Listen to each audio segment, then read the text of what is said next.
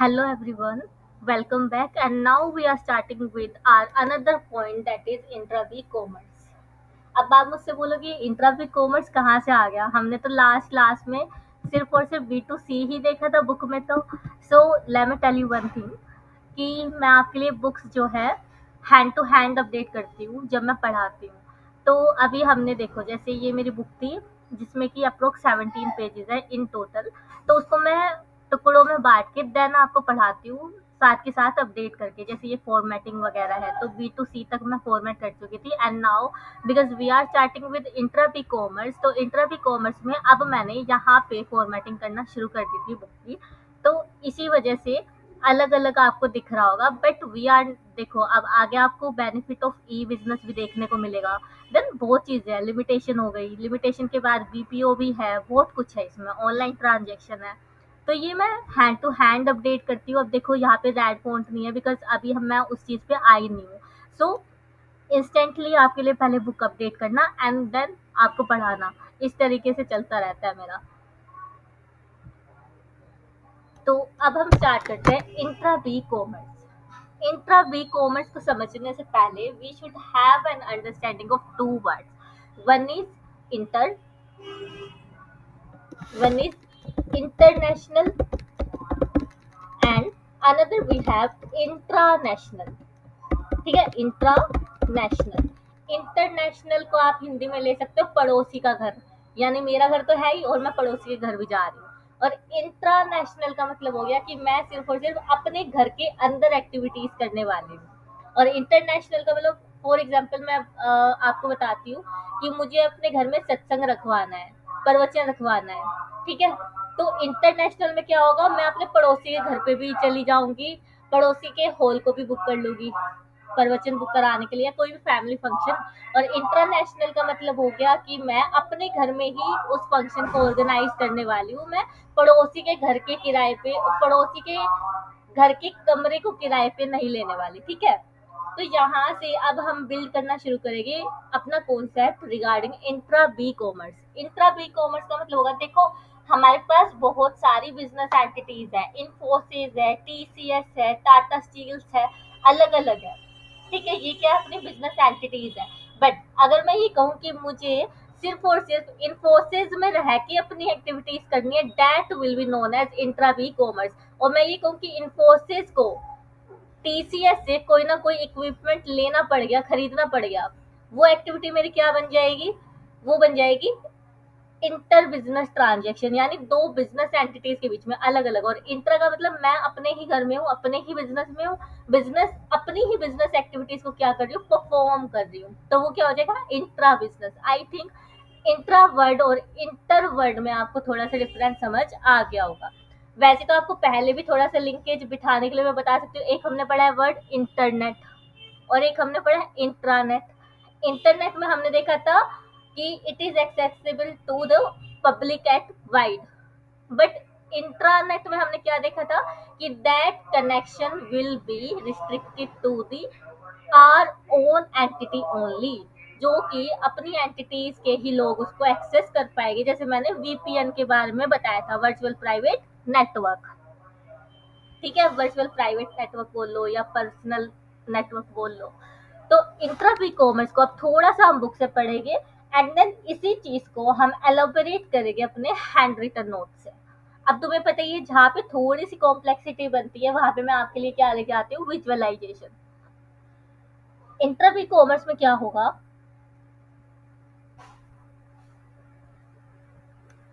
Here parties involve, here party involved in the electronic transaction are from within a given business firm। within a given business firm यानी वही एक business firm है जिसके internal activities होगी। hence the name intra B commerce. तो इसलिए इसको क्या बोला है, इंट्रा बी कॉमर्स। अब इस लाइन से तो आपको समझ नहीं आया होगा ना, तो मैंने आपको एक्सप्लेनेशन दे दी इसका इंट्रोडक्शन देते हुए। इंट्रोडक्शन में मैंने ये बोला कि जितनी भी एक्टिविटीज होगी सारी with in the by the use of intranet होगी। सबसे मेन वर्ड है इंट्रानेट की वजह से होगा जो होगा, लेकिन उसी फॉर्म के अंदर अंदर, मैं पड़ोसी वाली फॉर्म में नहीं जाऊंगी। ठीक है, as noted earlier too, one critical difference between e-commerce and e-business is that E-commerce comprises a business firm interaction with its supplier, distributors and other business firms. इसमें क्या होता है कि आप अपने सप्लायर से भी इंटरेक्ट करते हो, ई कॉमर्स में डिस्ट्रीब्यूटर से भी करते हो इंटरेक्ट, बिजनेस फर्म से भी करते हो, जिसमें हमने B2B, B2C, C2B ये सब देखा था, जो कि कैसे होता है, ओवर द इंटरनेट होता है, यानी कि मैं पड़ोसी के इधर उधर जा रही हूँ, ठीक है। Wide E business is much wider term, E business क्या है, मच वाइडर टर्म है। B2C मतलब ई कॉमर्स में हमने क्या देखा था, selling and purchasing of goods, only a single transaction has been dealt there. अब यहाँ पे ई बिजनेस में not only the sale and purchase of goods, बहुत सारी चीजें जिसको कि हमें केटर करना पड़ता है, एंड पिछले कुछ सेशन में जो कि हमने 3-4 सेशन लिया उसमें मैं आपको बहुत डिटेल में बता चुकी हूँ वो चीजें। And also include the use of intranet, अब इंटरनेट का यूज तो था ही, वो ई कॉमर्स का आ गया, अब यूज ऑफ इंट्रानेट आएगा जो कि स्पेसिफिकली किसके लिए, इंट्रा वी कॉमर्स के लिए है, इंट्रा वी कॉमर्स एक्टिविटीज के लिए है। use of intranet for managing interaction and dealing among various departments, यानी डिपार्टमेंट के बीच, जैसे कि अब मेरा बिजनेस है, मेरे बिजनेस में बहुत सारे डिपार्टमेंट है, परचेज डिपार्टमेंट है, सेल डिपार्टमेंट है, ह्यूमन रिसोर्स मैनेजमेंट डिपार्टमेंट है, फाइनेंस डिपार्टमेंट है। तो इन सबके बीच में जो मुझे इंटरेक्शन करना है वो मैं प्राइवेट नेटवर्क के थ्रू करने वाली हूँ, और वो प्राइवेट नेटवर्क क्या होता है, जिसको हम टर्म करते हैं एज इंट्रानेट, ठीक है। And person with in a firm, it is largely due to use of intra-e-commerce that today it has become possible for a firm to go in a flexible manufacturing, flexible manufacturing में जाता है। flexible manufacturing में जैसे मतलब कि वही मैंने आपको पहले पिछले सेशन में एग्जांपल दिया था सेल्स का, कि सेल्स मैनेजर के पास अब डिमांड बहुत ज़्यादा आ चुकी है, बट इन्वेंट्री स्टोर मैनेजर के पास उतना ज़्यादा माल अभी है नहीं, तो स्टोर मैनेजर ने परचेज डिपार्टमेंट को ईमेल लिखा, उसको एक स्टेटमेंट भर के दी कि स्टोर रूम में ये इन्वेंट्री की कमी है, आप उसको मुझे दे दो। तो परचेज डिपार्टमेंट अब जो मैन्युफैक्चरिंग डिपार्टमेंट है वो मैन्युफैक्चर करके देगा, उसको इन्वेंट्री वाले में लेके आएगा, इन्वेंट्री से फिर वो सेल्स डिपार्टमेंट में जाएगा, और सेल्स डिपार्टमेंट से कस्टमर। तो ये सारी चीज़ें ऑटोमेटेड सिस्टम की वजह से हो रहा है, कंप्यूटर में आप डेटा फीड कर रहे हो उसकी वजह से हो रहा है, ठीक है। अब यहाँ पे use of computer network make it possible for a marketing department to interact constantly with the production department, वही बोला ना मैंने, सेल्स एंड मार्केटिंग किससे कर रहा है, प्रोडक्शन डिपार्टमेंट से, and get the customized product made as per the requirement of the individual customer. अब ऐसा भी हो सकता है मैं स्पेसिफिक एक ही ब्रांड का एक ही क्वालिटी का फैब्रिक यूज करती हूँ, बट हो सकता है कि जो मेरा कस्टमर है वो बोल रहा है नहीं ma'am I want silk saris only, मुझे सिल्क की साड़ी चाहिए, मुझे कॉटन की नहीं चाहिए। तो वहाँ पे मुझे जो साड़ीज है उसका फैब्रिक क्या रखना पड़ेगा, उस पर्टिकुलर कस्टमर के लिए सिल्क का रखना पड़ेगा। In a similar way, closer computer-based interaction among other departments make it possible for the firm to reap advantage of efficient inventory and cash management, greater utilization of plant and machinery, effective handling of customer orders, and effective human resource management. वही जितने मैंने departments के नाम आपको लिए वो सारे departments की एक्टिविटी यहाँ पे क्या कर दी इन्होंने, लिख दी। अब इसी चीज को थोड़ा सा हम अपने विजुअलाइजेशन वाले पार्ट पे जाके देखते हैं। जो बच्चे ऐसे हैं नहीं मैम हमने तो बुक पढ़ ली हो गया अपना, वो फॉरवर्ड कर देना, कोई दिक्कत नहीं है मुझे। जिनको लगता है कि हाँ yes we are here to build the understanding, वो मेरे साथ विजुअलाइजेशन पे आ जाए। तो इंट्रा वी कॉमर्स में ये तो हमने देख ही लिया, intra B commerce means electronic transaction within a firm conducted through intranet. Word क्या है यहाँ पे, mean within a firm, firm के अंदर ही, अपने घर के अंदर ही, ना कि पड़ोसी के साथ, ठीक है। तो एग्जाम्पल में क्या होगा, इन्फोसिस हमने लिया है, इन्फोसिस में क्या होता है, अब बहुत सारे प्रोजेक्ट हैंडल किए जाते हैं वहाँ पे technology related.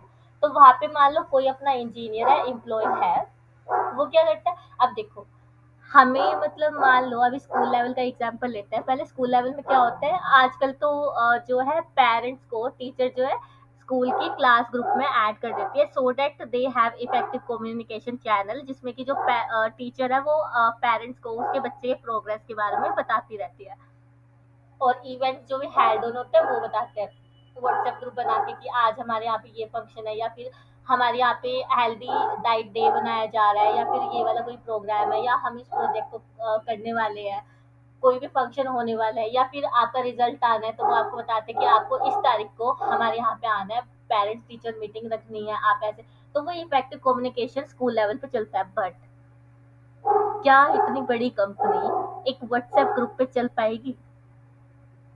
The answer is big no, नहीं चल पाएगी। तो जो जितनी हमारी बड़े लेवल पे कंपनीज होती है वहां पे कम्युनिकेशन के इफेक्टिव चैनल्स होते हैं, जैसे कि टीम्स ऐप होता है, आप कभी गूगल पे सर्च करना, टीम्स ऐप हो गया, जूम मीटिंग आपको पता ही है, वीडियो कॉन्फ्रेंसिंग के अलग अलग तरीके अपने पास, ब्रेकआउट रूम्स होते हैं, वहां पे हम जाके मीटिंग्स करते हैं। एंड इसी तरीके से कंपनी का ना एक वेब पोर्टल भी बना होता है, जो कि सिर्फ और सिर्फ मतलब पोर्टल भी अलग है, एक फ्रंट एंड होता है और एक बैक एंड होता है, और बैक एंड जो पोर्टल होते हैं वो सिर्फ और सिर्फ कंपनी के इंटरनल लोग ही एक्सेस कर पाते हैं। क्यों? क्योंकि वहां पे इंटरनेट के थ्रू वो पोर्टल चलेगा, ना कि इंटरनेट के थ्रू। इंटरनेट मतलब कि बैकएंड का जितनी भी पर्सनल बैकएंड की एक्टिविटीज होगी वो सारे के सारे सिर्फ और सिर्फ उस पर्टिकुलर कंपनी के एम्प्लॉयज ही कर पाएंगे। तो अब जैसे कि एक इंजीनियर है, उसको कोई प्रोजेक्ट ए दिया गया था, प्रोजेक्ट ए की उसको प्रोग्रेस अपनी लिखनी है, अपने सीनियर को बतानी है। अब यहाँ पे तो उस सीनियर के पास एक एम्प्लॉय नहीं है ना, एक बच्चा नहीं है, जैसे कि टीचर के पास कोई 5 बच्चे हैं, उन पे वो ज़्यादा ध्यान देती है, उन पे उनकी पढ़ाई पे ज़्यादा फ़ोकस रखते हैं क्योंकि वो पढ़ने में भी बहुत अच्छे हैं। इसी तरीके से अब एक सीनियर इंजीनियर है, ये जूनियर इंजीनियर है जिसका मैंने एग्जांपल लिया, उसको अपने सीनियर इंजीनियर को बताना है कि मेरा जो काम है इतना कंप्लीट हो चुका है। तो अब वो तो व्हाट्सएप पे नहीं बताएगा ना, उसके पास बहुत सारे 20-30 ऐसे जूनियर इंजीनियर्स काम कर रहे होंगे, तो वो क्या करेंगे, वेब पोर्टल वहां पे बनाया हुआ है, हर एक एम्प्लॉय का नाम वहां पे लिखा है, आईडी लिखा है, प्रोजेक्ट नंबर लिखा है, प्रोजेक्ट में क्या क्या चीजें लग रही है वो लिखा है, और किस डेट तक कौन सा प्रोजेक्ट कंप्लीट होना चाहिए वो भी लिखा हुआ है। तो उस पोर्टल पे जो ये छोटा वाला इंजीनियर है, जूनियर इंजीनियर है, वो जाएगा, अपनी सारी इंफॉर्मेशन फीड करेगा, फीड करने के बाद क्या करेगा, सीनियर इंजीनियर के पास उसका डेटा पहुंच जाएगा। बट क्योंकि ये एक इंटरनल डॉक्यूमेंट है, इंटरनल कम्युनिकेशन है, ये पब्लिक नहीं होने वाला, इसको इंट्रानेट के थ्रू हम क्या करने वाले हैं, ट्रांसफर करने वाले टू आर सीनियर इंजीनियर। ठीक है। और सेकंड अपने पास, ये तो मैंने प्रोजेक्ट अपडेट्स की बात बता दी, हम यहाँ पे प्रोग्रेस ट्रैक कर रहे हैं। देन उसके बाद है लीव एप्लीकेशन। अब एचआर डिपार्टमेंट भी होता है अपना, इन्फोसिस में एचआर डिपार्टमेंट है, या फिर आपका सीनियर का ये, क्योंकि आप तो जो लीव अप्रूवल कराओगे वो अपने सीनियर से कराओगे ना, बेस्ड ऑन कि आपका प्रोजेक्ट कंप्लीट हो गया, अब आपको छुट्टी भी चाहिए, तो can we have that leave days. तो वहां पे वो अप्रूव भी कैसे करेगा, पोर्टल से करेगा। अब वो पब्लिकली मतलब इंटरनेट का यूज करेगा, तो गूगल पे जाके थोड़ी सर्च करेगा, उसके पास कंपनी का एक स्पेसिफिक प्राइवेट नेटवर्क है, प्राइवेट पोर्टल है, जिसपे कि वो इंटरनल कम्युनिकेशन कर रहा है। ठीक है। इन शॉर्ट आपने क्रक्स क्या निकाला होगा, कि जितना भी काम है, जितने भी ट्रांजेक्शन है, जो भी communication, not only the sale and purchase of goods and services, but your internal communication, internal activities are done through the intranet. क्या? Intranet, INTRA। ठीक है, ना कि TER। ठीक है। देन उसके बाद, ये तो मैंने छोटा एग्जाम्पल लिया था, फिर अपने पास एक बिग पिक्चर भी है, बट ये बिग पिक्चर मैं बहुत बार सुना चुकी हूँ, कोई नहीं, एक बार और सुना देते हैं। तो अमेज़न है, अमेज़न में क्या हुआ, इंटरनल ऑर्डर मैनेजमेंट सिस्टम के बारे में पढ़ते हैं। अब हमने यहाँ पे इन्वेंट्री मैनेजमेंट सिस्टम पढ़ा था ना, उसी का छोटा भाई यहाँ हम देख रहे हैं, internal order management system connect warehouse, logistic and finance. ये 3 डिपार्टमेंट हो गए। एक वेयर हाउस हो गया जिसमें कि इन्वेंट्री स्टोरेज होती है, लॉजिस्टिक यानी कि डिस्ट्रीब्यूशन चैनल, और फाइनेंस मतलब कि पैसे का लेना देना। ठीक है। तो अब क्या हुआ, अब मेरी जो डीलिंग है ना वो कस्टमर से नहीं हो रही, मेरी डीलिंग मेरे ही इंटरनल एम्प्लॉय से, इंटरनल डिपार्टमेंट से हो रही है। तो यहाँ पे क्या होगा, जैसे कि अपने पास वेयर हाउस है, वेयर हाउस में कौन है, मेरे पास स्टोर मैनेजर है। कौन है? स्टोर मैनेजर, क्योंकि वही वेयर हाउस में क्या इन्वेंट्री है, किस गुड्स की है, कितनी क्वालिटी की है, कितनी उसमें क्वांटिटी है, वो सारा का सारा स्टोर मैनेजर को ही पता होगा, राइट। तो स्टोर मैनेजर क्या करेगा, अब ये इंस्पेक्शन पे जाता है, इंस्पेक्शन पे इसको पता चलता है कि एज यूजुअल तो मेरे पास 1000 क्वांटिटी होनी चाहिए थी इस पर्टिकुलर गुड्स की to meet the demand of customer, तो बट उसके पास 1000 क्वांटिटी नहीं है। तो इसने क्या किया, अब ऐसे कि इनके गुड्स का मतलब इनका बिजनेस मॉडल ये है कि ये बाहर से परचेज करेंगे, परचेज करके फिर कस्टमर को देते हैं। तो मैन्युफैक्चरिंग यूनिट नहीं है यहाँ पे। यहाँ पे ये खरीदेंगे और बेचेंगे, ऐसा काम है। तो इन्होंने क्या किया, 1000 नहीं थी क्वांटिटी, 1000 नहीं थी उसको खरीदने के लिए। अब इसको परचेज डिपार्टमेंट के मैनेजर को कम्युनिकेट करना पड़ेगा। क्या करना पड़ेगा, परचेज डिपार्टमेंट के मैनेजर को कम्युनिकेट करना पड़ेगा that we are in short of 200 quantities to make it 1000। दो 200 क्वांटिटी की मेरे पास क्या है, कमी है, जिसको कि मुझे 1000 तक लेके आना है, तो आप मुझे 200 पर्टिकुलर गुड्स खरीद के दो। इतना कम्युनिकेशन हो गया। अब ये चीज जो है परचेज डिपार्टमेंट के पास चली गई, जिसमें कि स्टोर मैनेजर ने क्या लिखा था, मुझे क्लोथिंग के ये वाले आइटम्स चाहिए, 4 साल के बच्चों के और 10 साल के बच्चों के, देन उसके बाद अडल्ट के भी चाहिए। तो वो उसने लिख के दे दिया कि 4 साल के बच्चों की 100 यूनिट चाहिए, अडल्ट के मेरे को 200 यूनिट चाहिए। इस तरीके से उसने सारे पीसेस, क्वालिटीज, कलर्स सब कुछ लिख के दे दिया। अब परचेज डिपार्टमेंट क्या करेगा, अब ऐसा नहीं है कि परचेज डिपार्टमेंट के पास एक सप्लायर होता है, उसके पास बहुत सारे वेंडर हो गए, वेंडर कोटेशन वो मंगवाने वाला है, ये बाहर से आएगा, ठीक है। बट ध्यान ये रखना है कि वेंडर के पास हमारे इंटरनेट की एक्सेस नहीं है, वेंडर के पास हमारे किसी भी कंपनी के इंटरनल वेब पोर्टल की कोई भी डिटेल्स नहीं है। अगर इसके पास भी आ गई तो फिर वो एक्स्ट्रा नेट में चला जाएगा। जो बच्चे लिंक कर पा रहे हो, मैंने 3 टर्म्स बताई थी तुम्हें ई बिजनेस और ई कॉमर्स के डिफरेंस में, इंटरनेट, इंट्रानेट, एक्स्ट्रानेट। जब हम सप्लायर को अपने इंटरनल नेटवर्क में घुसा लेते हैं तो वो होता है एक्स्ट्रा नेट, ठीक है। तो उसकी बात हम नहीं कर रहे हैं। बस मैंने क्योंकि इसको बहुत रियल लाइफ से जोड़ने की कोशिश की है, तो यहाँ पे मैंने क्या किया, परचेज डिपार्टमेंट ने अब 3 अलग अलग वेंडर से कोटेशन मंगवाई, जिसका मुझे कम दाम में अच्छी क्वालिटी मिलेगी, मैं बोलूंगी। अब मैंने डिसाइड किया तो मुझे पता चला कि 1 लाख का माल मुझे अपने वेयर हाउस में चाहिए। अब 1 लाख छोटी रकम नहीं होती है, वो बिजनेस पे डिपेंड करता है, मतलब कि 1 लाख छोटी है बड़ी है, बट मैं लेके चल रही हूँ कि 1 लाख जो रकम है वो बड़ी है मेरे लिए। 1 लाख वैसे भी मुझे अपने पॉकेट से नहीं देने, बट कंपनी का पैसा जाएगा तो मेरे को वहां पे क्या करना पड़ेगा, अप्रूवल लेना पड़ेगा। अब किसका अप्रूवल लेना पड़ेगा, परचेज डिपार्टमेंट का काम होता है कि क्वालिटी, क्वांटिटी और सही सप्लायर ढूंढना, ठीक है, जो कि हमें गुड्स दे पाएगा। अब उसने ढूंढ लिया, सब कुछ हो गया। अब वो क्या करेगा कि 1 लाख रुपए किससे मांगने के लिए जाएगा, कटोरा लेके जाएगा किसके पास, फाइनेंस हेड के पास। फाइनेंस हेड को बोलेगा कि manager finance manager, I need rupees 1 lakh to purchase these goods. अब फाइनेंस हेड सारी क्वालिटी चेक करेगा, वेंडर कोटेशन देखेगा कि जो ये 1 लाख है वो सही दाम है कि नहीं है।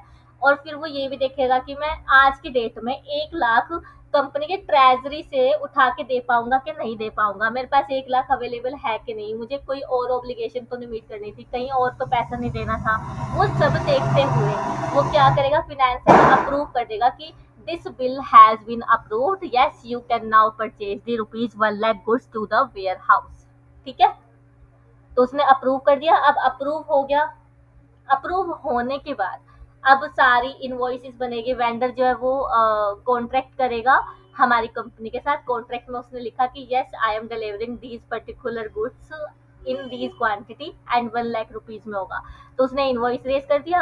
अब इनवॉइस रेज करने के बाद जो ये वेंडर है उसने क्या किया, लॉजिस्टिक के थ्रू, अपने टेम्पो के थ्रू मेरे वेयर हाउस में क्या पहुंचा दिए, गुड्स पहुंचा दिए।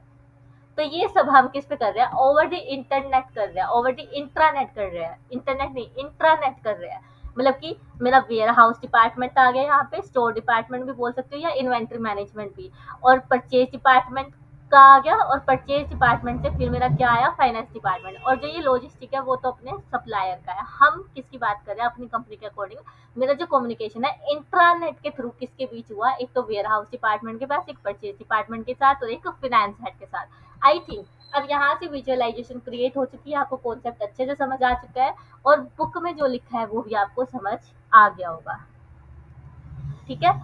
तो इंट्रा कॉमर्स का कॉन्सेप्ट ये था। अब हम आगे बढ़ते हैं कि बुक में क्या लिखा है, ठीक है।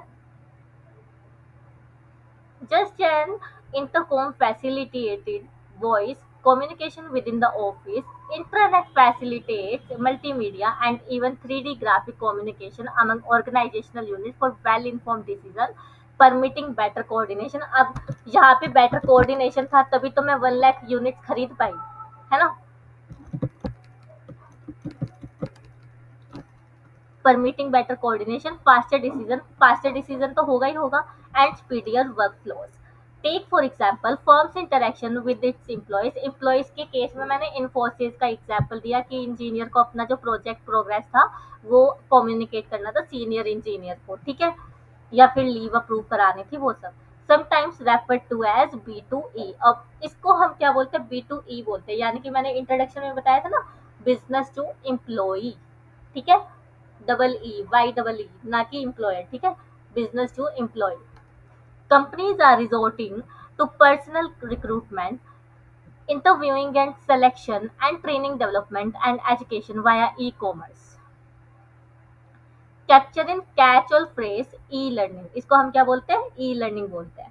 Employees can use electronic catalogs, electronic catalogs वो देख सकते हैं, catalogs का मतलब क्या होता है, लिस्ट होती है, and ordering forms and access inventory information for the better interaction with the customer। अब जैसे मेरे पास कोई कस्टमर आएगा, अब तुमने शॉप पे देखा होगा, मतलब शॉप तो खैर मैं क्या बोलूँ, वो छोटा लेवल हो गया, बड़ी जो अपने पास बिजनेस फॉर्म्स होती है, वहाँ आप ऑर्डर देने जाते हो तो वो क्या करते हैं, अपने मैनुअल निकाल के देते हैं आपको कि हमारे पास ये गुड्स है, इस प्राइस में, इस रेट में। हार्ड कॉपी भी होती है, फिर आप उस हार्ड कॉपी में से क्या करते हो, चूज करते हो कि ये गुड चाहिए, इस क्वालिटी का चाहिए। अब वो जो सामने वाला एम्प्लॉई है वो क्या करता है, अपने लैपटॉप में पूरा एक्सेल खोलता है, उसमें देखते हैं कि अच्छा इन इंसान इस कस्टमर को ये वाला गुड्स चाहिए, तो इस गुड्स के लिए आपको इस वाले पर्सन को कांटेक्ट करना होगा, आप काउंटर नंबर जिस पे चाहिए आपको मिल जाएगा। मतलब उनके पास प्रॉपर एक एक्सेल शीट है, उस पर उन्होंने लिखा है कि ये गुड्स है, ये गुड्स इतनी क्वांटिटी का, अच्छा इस सीरियल नंबर वाला गुड्स इनको खरीदना है, ठीक है, तो आपको इस पर्टिकुलर दूसरे एम्प्लॉय के पास जाना है, ये उनका नाम है, ये उनका नंबर है, और ये काउंटर है, और ये इस फ्लोर पे मिलेंगे। तो उस तरीके से वो देख के कैटलॉग आपको गाइड कर देते हैं कि ये गुड्स आपको इस फ्लोर पे मिलने वाला है, इस पर्टिकुलर एम्प्लॉय से आपको क्या करना है, इंटरेक्ट करना है, ठीक है। अब हॉस्पिटल का एग्जाम्पल ले लो, हॉस्पिटल में क्या होता है, जैसे गवर्नमेंट हॉस्पिटल है, गवर्नमेंट हॉस्पिटल में हर एक तरीके के डॉक्टर आपको मिलते हैं। आप रिसेप्शन पे रजिस्ट्रेशन कराने जाते हो, रजिस्ट्रेशन कराते हुए वो आपसे पूछते हैं कि हाँ जी आपको क्या तकलीफ है, आपको क्या बीमारी है, तो आप उनको एक्सप्लेन करते हो, और एक्सप्लेन करते हुए वो बता दें अच्छा ओके आपको इस स्पेशलाइज्ड डॉक्टर के पास जाना है, ये हमारे इस फ्लोर पे इस रूम के अंदर मिलेंगे, ठीक है, इस तरीके से वो लिख के देखते हैं। ऐसे यहाँ पे एक लिस्ट होती है, कैटलॉग होती है, एम्प्लॉयज जो है वो देखते हैं एंड आपको उसी अकॉर्डिंग गाइड कर देते हैं। They can send filed reports via email and management can have them on real time basis. In fact virtual private network, अब ये मैंने तुम्हें बताया वर्चुअल प्राइवेट नेटवर्क टेक्नोलॉजी, फिर भी मैं बताती हूँ। For example in Airtel also, Airtel में क्या होता था, कभी कभी मुझे रात के 1 बजे भी काम करना होता था, मतलब हमारा फिक्स रहता था हर मंथ की 1 तारीख को एक ऐसा टास्क है जो कि उसी दिन करना है, और वो कभी कभी होता था कि 1 बजे करना पड़ जाए या रात के 12 बजे करना पड़ जाए, तो उस टाइम पे मैं ऑब्वियसली कंपनी में तो नहीं होगी ना, मुझे वो काम घर पे आके करना होता था, तो घर पे आके मैं अपने पब्लिक जो मेरा वाईफाई है उसको यूज करके उसको नहीं कर सकती थी, मतलब मेरे को पहले कंपनी की अप्रूवल चाहिए, और उस अप्रूवल के लिए हमारे पास एक ऐप होता था, उससे हम अप्रूवल लेते थे, अप्रूव करके मतलब मेरे फोन के बिना मेरे उस एयरटेल के वेब पोर्टल से मुझे अप्रूवल नहीं मिल जाएगी, तब तक मैं अपने लैपटॉप को घर पे यूज भी नहीं कर पाऊंगी, ठीक है। जो भी नेट का काम होता था, मैं अपने लैपटॉप में जो मतलब कंपनी हमें अलाउ करती थी, अलॉट करती थी जो लैपटॉप, उसमें हम बिना अप्रूवल के काम नहीं करते थे, और जो वो अप्रूवल सिस्टम था ना, नेटवर्क अप्रूवल सिस्टम, वो क्या था, वर्चुअल प्राइवेट नेटवर्क था, मतलब कि मैं कंपनी के नेटवर्क को एक्सेस करके अपना काम कर रही हूँ, ठीक है। Virtual private network technology would mean that employee do not have to come to office। वही एग्जाम्पल है कि मैं रात को तो एटलीस्ट ऑफिस नहीं जाऊंगी ना, 1 बजे, सुबह के 1 बजे ऑफिस नहीं जाऊंगी एंड वहां पे जाके काम नहीं करूंगी, मैं घर पे बैठ के काम करने वाली हूँ। Instead in a way the office goes to them, मतलब अब मैं ऑफिस नहीं जा रही, ऑफिस मेरे पास आ रहा है घर पे चल के। They can work from wherever they are and at their own speed and their time convenience. Meeting can be held online via tele video conferencing, ठीक है। तो ये अपना हो गया सारा का सारा intra B commerce. Intra B commerce का मतलब ये याद रखना है, वही जो मैंने इंट्रोडक्शन में बताया, इंटरनेशनल मतलब पड़ोसी का घर, और इंटरनेशनल मतलब कि अपना खुद का घर, ठीक है। ये ध्यान रखोगे तो तुम्हें इंट्रा बी कॉमर्स के बारे में सारी चीजें समझ आ जाएगी। एंड क्योंकि ये बड़ा ही पैराग्राफ है, इसको मैं आपके लिए समराइज कर देती हूँ। फर्स्ट पैराग्राफ में हमने क्या देखा, डेफिनेशन देखी, डेफिनेशन कुछ खास नहीं थी, जिसने मेरी एक्सप्लेनेशन अच्छे से सुनी है वो कर सकता है। और इसमें यूज ऑफ इंट्रानेट है। क्या है? Intranet. Intranet usage dealing among various departments, various internal word लिख लेना ताकि तुम्हें याद रहे, वेरियस इंटरनल डिपार्टमेंट्स। ठीक है। देन उसके बाद, इसके बाद हमने देखा डिपार्टमेंट्स के इन्होंने अलग अलग नाम बता रहे थे, फिर ये बताया कि जो एक्टिविटीज है वो वाया नेटवर्क होती है। तो ये पैराग्राफ मतलब पढ़ के चलना, जिसको अपना आंसर स्ट्रॉन्ग बनाना है और लंबा खींचना है। और उसके बाद ये वॉइस फैसिलिटी, 3D ग्राफिक, ये एग्जांपल दे देना। उसके बाद फॉर्म्स इंटरेक्शन विद एम्प्लॉय, यहाँ पे B2 ई कॉमर्स के बारे में पढ़ा। B2 ई कॉमर्स, इसमें ट्रेनिंग के बारे में देखा, video conferencing, work from home के लिए देखा, वर्क फ्रॉम होम। और इसमें हम मेनली किसके ऊपर फोकस कर रहे थे? VPN नेटवर्क के थ्रू, यानी कि वर्चुअल प्राइवेट नेटवर्क, ये हमने ज़्यादा इस पे फोकस किया। ठीक है। वैसे ज़्यादा कुछ है नहीं, बहुत अच्छे से तुमने अगर वीडियो को सुना है एंड देन एक बार इसको रीड आउट कर लोगे तो कीवर्ड्स भी बैठ जाएंगे एंड कॉन्फिडेंस भी आ जाएगा कि कॉन्सेप्ट आपको समझ आ गया। देखो मेरी क्लास ऐसी नहीं है कि मैं आपको बोलूँगी this is the English, this is the Hindi, अब मेरे पीछे बोलो रटने लग जाओ। ऐसा नहीं होगा मेरी क्लास में कभी भी। मेरी क्लास में हमेशा आपको पहले कॉन्सेप्चुअल क्लैरिटी दी जाएगी, फिर उसको याद करने के लिए आपको तरीका बताया जाएगा। इन द सेंस कि मैं ये नहीं बोलूँगी कि छोटे बच्चों की तरह मेरे पीछे बोलो। मैं आपको ये बोलूँगी इस पूरे पैराग्राफ में ये समरी थी, आपको ये याद आना चाहिए। अगर ये आपको याद आता है तो you are well enough to write this concept in the exam. ठीक है। अब इसको रीड आउट कर लेना, रिवाइज करके आना। Then in next session we will be covering the C2C commerce, customer to customer commerce. ठीक है। तो have a good day, keep revising this stuff.